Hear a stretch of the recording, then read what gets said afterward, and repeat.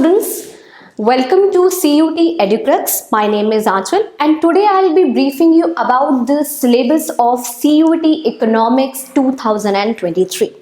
ये कोर्स उन लोगों के लिए इम्पॉर्टेंट है, all those who are planning to make their careers in BCom programme, BCom honours and BA economics honours.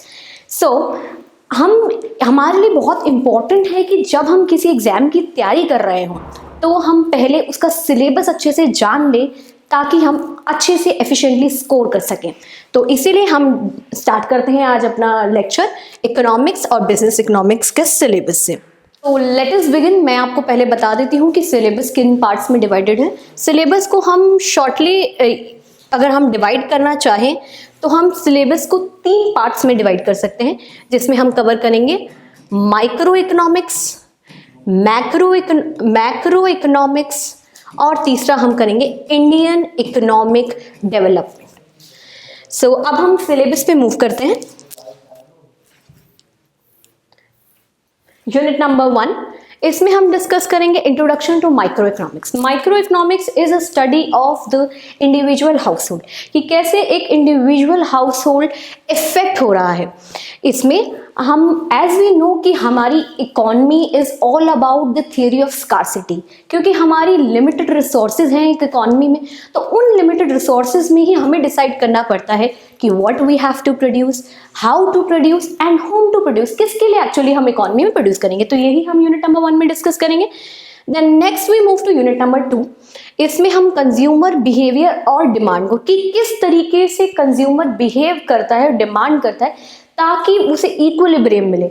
यहाँ पे हम जो हम टूल का जो यूज़ कर रहे हैं वो है यूटिलिटी अप्रोच का. हम यहाँ पे यूज़ कर रहे हैं यूटिलिटी अप्रोच. यूटिलिटी का मतलब nothing but it is a want satisfying power of a commodity.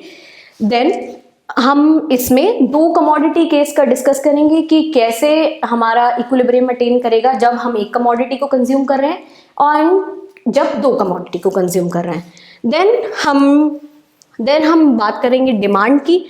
Market demand क्या है, उसके डिटर्मिनेंट्स क्या है, डिमांड शेड्यूल क्या है, डिमांड कर्व एंड कैसे वो शिफ्ट होएगा. And then various methods. Then next हम माइक्रो इकोनॉमिक्स के बाद हम डिस्कस करेंगे introductive macro economics. Micro economics में हमने इंडिविजुअल हाउस होल्ड को डिस्कस किया, बट मैक्रो इकोनॉमिक्स में हम एग्रीगेट हाउस होल्ड को डिस्कस करेंगे कि what is the summation of the demand of the all the households in the economy. तो अब हम इकोनॉमी की बात कर रहे हैं तो मेनली हमारा इंपॉर्टेंट रोल आता है नेशनल इनकम का. It is a very important topic वो स्टूडेंट्स के लिए जो क्लास 12 का बोर्ड्स दे रहे हैं अपना, एंड साथ ही साथ जो CUET के लिए भी प्रिपेयर कर रहे हैं. इसमें हम पहले बेसिकली डिसाइड करेंगे कि मैक्रो इकोनॉमिक्स क्या है, सर्कुलर फ्लो ऑफ इनकम क्या है, then various calculation methods, GDP, GNP, national. Since national income की बात कर रहे हैं, it is nothing but NNP at FC. यहाँ तक हम कैसे पहुँचेंगे, ये हम वेरियस न्यूमेरिकल्स हमारे हैं, बहुत इंपॉर्टेंट है CUET के लिए, तो आप ज़रूर इस पर फोकस करिए. देन हम मेजरमेंट, इसमें हम 3 मेथड्स डिस्कस कर रहे हैं एक नेशनल इनकम तक पहुंचने के लिए. Value added method, income method and expenditure method.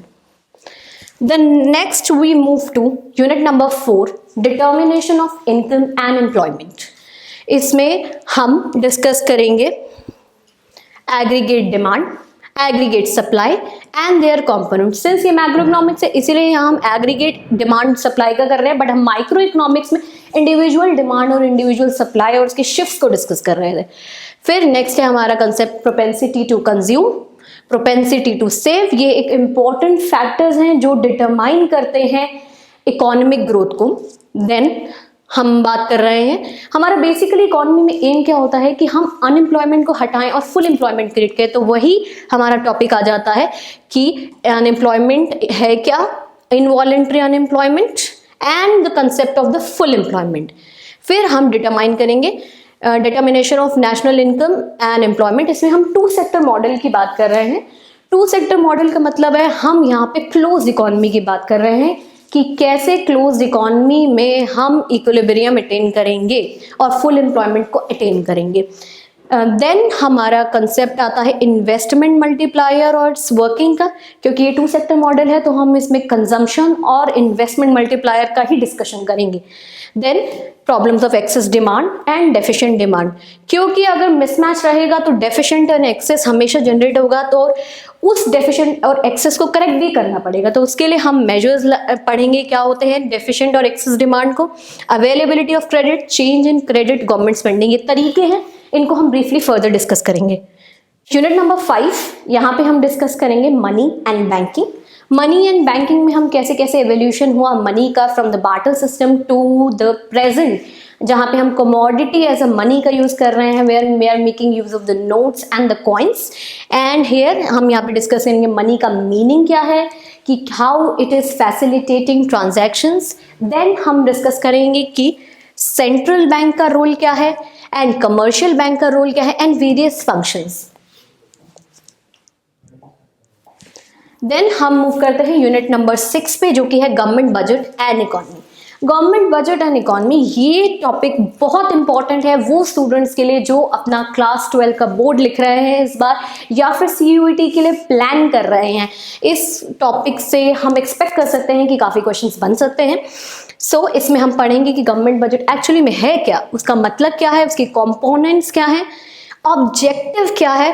Then हमें पता है कि नॉर्मल भी अगर हम बजट की बात करते हैं तो नॉर्मल बजट का मतलब होता है कि क्या डिफरेंस है, कि कितना पैसा हमारे पास आ रहा है और कितना खर्चा हम कर रहे हैं। उसी से हम अपना घरों का भी बजट बनाते हैं, उसी तरह से गवर्नमेंट भी अपना बजट बनाती है। That is the difference between the receipts and the expenditure of the government. So उस हिसाब से हम पढ़ेंगे what is the classification of the receipts. They are of 2 type, revenue and the capital. Then expenditure का discussion करेंगे, same revenue and capital. Further हमारी various classification है, what is a planned and non planned receipts and expenditure and development and non development expenditure. Then हम बात करेंगे what is the concept of the balance budget, surplus budget and deficit budget, क्योंकि अगर mismatch रहेगा हमारी receipts में और payments में तो obviously there will be a surplus और या फिर डेफिसिट। तो डेफिसिट में हम डिस्कस करेंगे वो है रेवेन्यू डेफिसिट, फिस्कल डेफिसिट जो हमारी मेनली इकोनॉमी को सबसे ज्यादा हैम्पर करता है, हमारे बजट को इफेक्ट करता है। देन प्राइमरी डेफिसिट, उनके meaning and implication and the measures to contain these deficit, कैसे हम इन डेफिसिट को करेक्ट कर सकते हैं।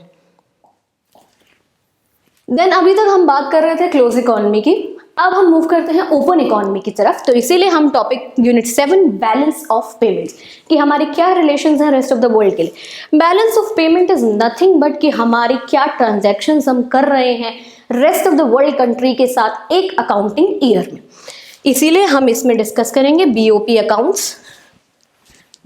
अकाउंट्स, इसका मीनिंग और उसके components. Then foreign exchange rate, foreign exchange rate में हम डिस्कस करेंगे कि कैसे हम पहले फिक्स एक्सचेंज रेट यूज करते थे जहां central bank majorly role play करता था और एक्सचेंज रेट को कंट्रोल करता था, बट अब हमारा है फ्लेक्सिबल एक्सचेंज रेट, जो कि जिसमें हम क्या करते हैं मार्केट सप्लाई और demand of foreign exchange determine करती है एक्सचेंज रेट को। ओके, फिर हम उसके मेरिट्स और डीमेरिट्स को जानेंगे और फिर डिमांड एंड सप्लाई से ही उसको निकालेंगे। सो द नेक्स्ट टॉपिक हम मूव करते हैं वो है ओवरऑल ब्रॉड टॉपिक हमारा, जो कि है इंडियन इकोनॉमिक डेवलपमेंट का।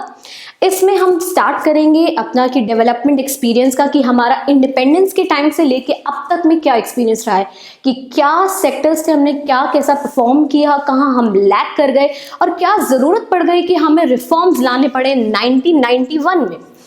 तो इसमें हम करेंगे इंट्रोडक्शन इंडियन इकोनॉमी की on the eve of independence, economic system क्या है, कॉमन गोल्स क्या है, 5 ईयर प्लान का क्या हमारे गोल्स, मतलब हमारी क्या डेवलपमेंट पॉलिसी रही इन 5 ईयर प्लान्स के थ्रू उनके। देन हमने न्यू इकोनॉमिक रिफॉर्म्स भी लेके आए हैं अपने, जिसमें हमने वेरियस पॉलिसी लाए हैं, लिबरलाइजेशन की, प्राइवेटाइजेशन की, ग्लोबलाइजेशन की, एंड उन्हीं के कॉरस्पॉन्डिंग हम वेरियस पॉलिसीज भी डिस्कस करेंगे कि क्या क्या हमारा एग्रीकल्चरल पॉलिसीज रही, इंडस्ट्रियल पॉलिसीज रही एंड फॉरेन ट्रेड पॉलिसीज रही।